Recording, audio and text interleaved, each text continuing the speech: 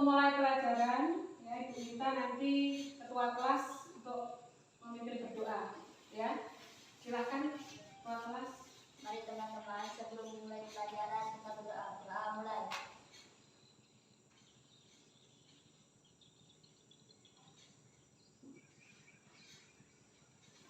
Doa saya. Pagi, Bu. Biar semangat, kita lihat dulu ya. Ya, silakan berdiri dulu. Pak. Integritas, peduli, amanah. Semangat kan sekarang. Silakan duduk. Hari ini ada yang nggak masuk? Ada, Bu. Siapa nak? Dwi. Oh, Dwi. Kemana dia? Sakit, Bu. Oh, sakit. Iya. Berarti hari ini yang nggak masuk hanya Dwi ya. Ingatkan dulu untuk pelajaran yang kemarin. Jadi yang kemarin kita mempelajari tentang struktur dan fungsi pada tumbuhan.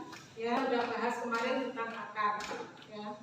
Sekarang kita akan membahas tentang struktur dan fungsi jaringan pada tumbuhan pada batang. Ya.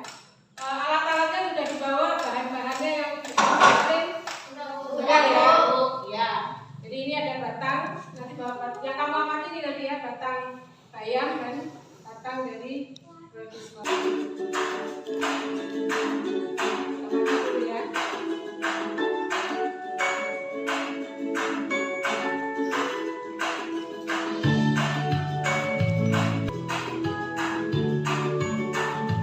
Setelah kalian mengamati video itu, kira-kira apa yang timbul pertanyaan apa dari kalian? Ada yang mau mengungkapkan pendapatnya? Ya. Bagaimana struktur jaringan penyusun batang dikotil dan batang monokotil? Ada beberapa pertanyaan yang nanti kamu bisa tanyakan kalau aku menanyakan ada dua tumbuhan lagi. Jadi untuk struktur dan fungsi pada jaringan, jadi nanti kita bahas pada batang ya Nak ya. Jadi khusus kita bahas tentang batang. Kemudian ini aku sampaikan dulu untuk kompetensi dasarnya ya. Jadi kita belajar hari ini kompetensi dasarnya adalah menganalisis keterkaitan struktur jaringan tumbuhan dan fungsinya serta teknologi yang terinspirasi oleh struktur tumbuhan ya. Kemudian Ibu sampaikan juga tujuannya, identifikasi struktur jaringan penyusun batang dengan tepat ya. Jadi nanti LKPD-nya berupa pengamatan ya. Kemudian yang kedua, tujuan pembelajaran nanti ada kegiatan diskusi dan literasi ya. Kalian diminta untuk menganalisis keterkaitan struktur dan fungsi jaringan ya. Kemudian yang ketiga, melalui kegiatan diskusi dan literasi kalian dapat membandingkan ya. Jadi membandingkan struktur jaringan antara tumbuhan dikotil dan tumbuhan monokotil. Kemudian yang terakhir nanti ada kegiatan diskusi ya. Kalian diminta untuk menyajikan hasilnya ya. Jadi nanti salah satu perwakilan presentasi di depan ya. Jadi ini. Kemudian untuk penilaian, selama kalian nanti melakukan pengamatan ya, atau kita melakukan proses belajar ini, jadi ada 3 penilaian. Yang pertama penilaian sikap ya. Jadi ibu nilai ini selama kalian nanti belajar. Terus ada penilaian pengetahuan. Jadi di akhir nanti ibu memberikan soal ya. Jadi kalian mengerjakan nanti ibu nilai. Kemudian untuk penilaian keterampilan adalah saat kalian berdiskusi di kelompok. Saat kalian nanti presentasi itu juga ada penilaiannya. Paham sampai di sini ya? Jadi ada 3 penilaian. Terus sekarang, nah ini anak ya. Perhatikan dulu. Itu pohon apa? Tebu. Ya. Tahu ya pohon tebu ya? Nah, banyak di sini. Terus ada yang satunya pohon Mangga. Ya. Dari kedua gambar ini, ya. Kira-kira ada pertanyaan apa berkaitan dengan kedua gambar ini? Silakan. Ya, Rizka apa? Bagian apa saja yang terdapat pada batang dikotil dan batang monokotil? Iya. Jadi Rizka menanyakan bagian-bagiannya apa saja Bu dari tumbuhan apa itu? Tebu dan tumbuhan mangga. Ya. Tuh, ditampung dulu, pertanyaan itu ditampung. Nanti kita buktikan dengan melakukan pengamatan. Ya, ada lagi? Ya, tidak ya? Silakan apa? Ditanyakan apa? Apakah perbedaan antara batang dikotil dan batang monokotil? Ya, jadi ada dua tanaman itu sekarang perbedaannya apa Bu? Ya, ya. Jadi pertanyaannya itu nanti kita buktikan dengan kalian melakukan pengamatan. Ya. Nah, sekarang kita akan melakukan kerja kelompok. Ya. Jadi silakan nanti kalian berpindah tempat kemudian bekerja sesuai dengan kelompoknya. Ya. Jadi masing-masing nanti ambil peralatannya, di situ ada mikroskop, ada kaca objek, ya. Kemudian kalian nanti mengiris, ya, mengiris batangnya, ya, baru nanti diamati, ya. Paham ya kerjanya ya? Silahkan Ibu kasih pengarahan ya, caranya mengiris. Kalian ambil batang, ya, batangnya dipotong dulu, potong yang tua, ya, misalnya seperti ini. Mengirisnya searah menuju ke badan kita. Iris seperti ini tipis, ya, pelan-pelan tipis diiris, kemudian ditaruh di kaca objek, ditetes dengan air sedikit, ya, kemudian ditutup dengan ini, ya, kaca penutup seperti ini, dah, baru nanti diamati di bawah mikroskop ini. Ya, kalian atur. Untuk awal pakai perbesaran yang lemah dulu, ya, yang 5 kali dulu, ya. Kemudian untuk ini diatur juga sampai nanti ketemu apa yang kalian amati. Peralatannya sudah diambil, ya. Silakan dipasang ya, semua lensanya dipasang, sudah siap untuk digunakan, ya. Jadi ini bagi LKPD. Jadi nanti di LKPD ini ada cara kerja, ya. Kalian baca, kemudian nanti ada hasil pengamatan, ya. Jadi ada kalian gambar hasil pengamatan itu, kemudian ada pertanyaan untuk diskusi untuk kelompok, ya. Silakan. Kemudian nanti ada kesimpulan, ya. Jadi silakan nanti dilakukan pengamatan sesuai dengan LKPD. Semua aktif, semua bekerja sambil Ibu nanti memberikan penilaian, ya.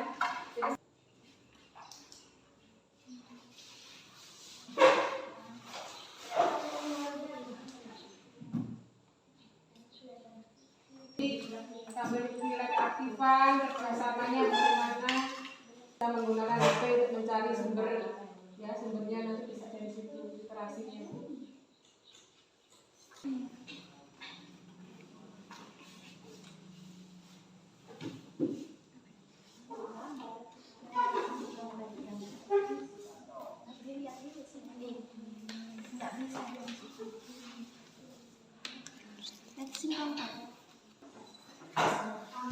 Jadi di gambar di situ kan ada diminta gambar. Jadi tadi sudah melakukan pengamatan, sudah ya? Selesai ya. Kemudian sudah diskusi kelompok, ya, sudah ada hasilnya semua. Sudah ya. Sekarang waktunya masing-masing kelompok untuk presentasi, ya. Kira-kira mana dulu kelompok yang siap? Ya, kelompok 3. Ya, silakan dulu. Terima kasih atas kesempatan yang diberikan kepada kelompok 3. Pada kesempatan ini, kelompok kami akan memberikan hasil pengamatan kelompok kami. Berdasarkan kegiatan pengamatan jaringan, apa saja yang menyusun batang pada tumbuhan bayam? Epidermis, xilem, phloem, korteks, kambium. Tepuk tangan.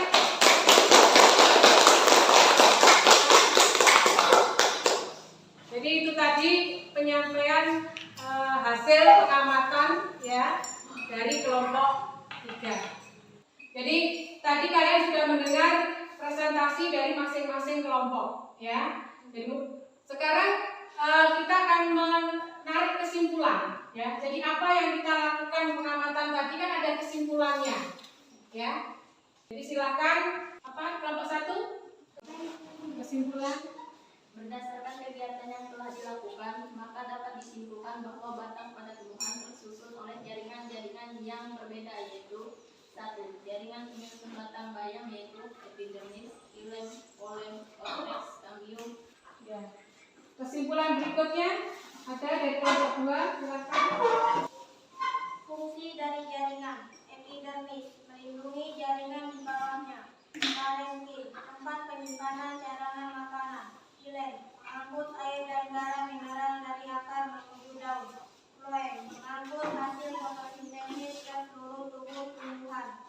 Kambium intravaskular berperan dalam pertumbuhan sekunder batang. Ya. 3 ada. Perbedaan struktur jaringan penyusun batang dikotil dan monokotil terletak pada ada tidaknya kambium. Pada batang dikotil antara xilem dan floem terdapat kambium intravaskular, sedangkan pada batang monokotil tidak ada.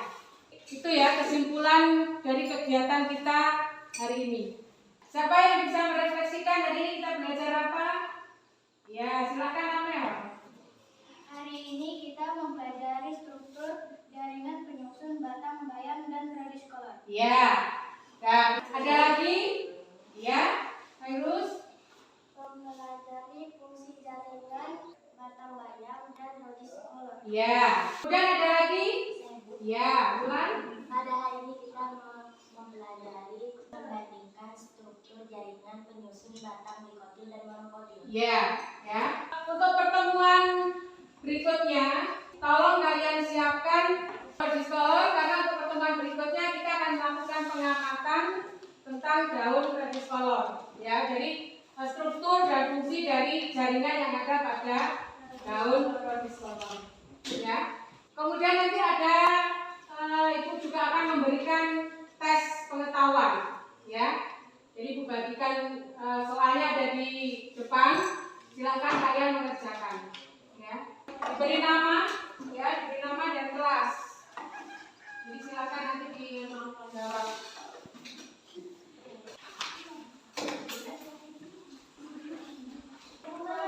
Langsung dijawab ya. Jadi soal yang pertama, kelihatan perbedaan berkas pengangkut pada batang monokotil dengan batang dikotil adalah. Pertanyaan kedua, perhatikan gambar penampang batang di atas, bagian yang berfungsi sebagai jaringan pengangkut. 3. Fungsi jaringan xilem pada tumbuhan. Soal nomor 4. Fungsi jaringan floem pada tumbuhan. Perhatikan ciri struktur anatomi penyusun batang berikut. Jadi memiliki kambium, tidak memiliki kambium, berkas pengangkutnya teratur dalam susunan lingkaran, berkas pengangkutnya tersebar. Kemudian yang kelima bisa dibedakan antara korteks dan ungkulur. Yang keenam tidak bisa dibedakan antara korteks dan ungkulur. Dari pernyataan di atas manakah menunjukkan karakteristik batang monokotil. Kalau sudah selesai, dikumpulkan dulu untuk ambil ya jawabannya ya.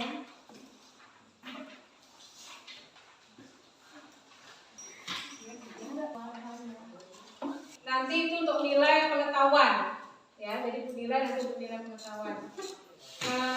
Sudah, jadi kegiatan hari ini ya sampai di sini ya. Jangan lupa disiapkan untuk materi berikutnya kita akan melakukan pengamatan pada daun ya. Jadi pertemuan berikutnya bahwa daun kita akan mengamatinya.